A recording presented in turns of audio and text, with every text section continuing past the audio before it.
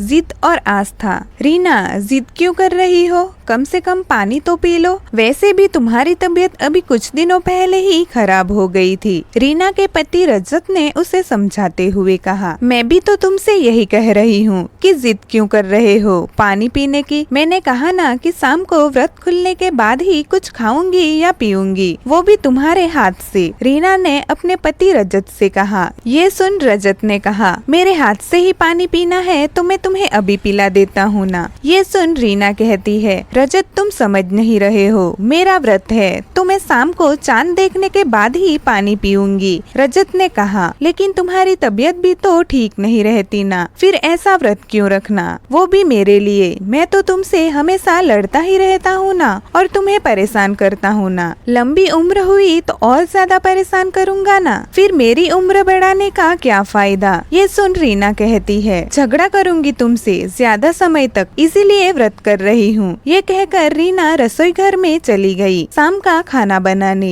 ये देख रजत भी रीना के पीछे चला गया। उसने देखा रीना काम कर रही है तो रजत ने रीना का हाथ पकड़कर कहा, रीना, मैं जानता हूँ तुम मुझसे बहुत प्यार करती हो और मैं भी तुमसे बहुत प्यार करता हूँ, लेकिन ऐसा व्रत रखने से क्या फायदा जिसमें तुम्हारी तबीयत ही खराब हो जाए, और तुम्हारे इस तरह भूखे प्यासे रहने से क्या मुझे खुशी होगी। ये सुन रीना रजत की तरफ देख कहती है, किसने कहा कि मैं भूखी प्यासी रहकर दुखी हूँ। रजत, ये मेरी आस्था है। व्रत करने से पति की उम्र बढ़ती है या नहीं ये मुझे नहीं पता, लेकिन आप जिसे प्रेम करते हो उसके लिए कुछ भी करने से बहुत खुशी मिलती है, जिसे बताया नहीं जाता, उसे सिर्फ महसूस किया जा सकता है, लेकिन उसे तुम नहीं समझोगे क्योंकि तुम पुरुष हो ना। ये सुन रजत कहता है, शायद तुम ठीक कह रही हो। उसके बाद रजत ने भी उसे कुछ नहीं कहा। आज पूरे दिन भूखे प्यासे रहने के बाद भी रीना के चेहरे पर अलग ही खुशी थी।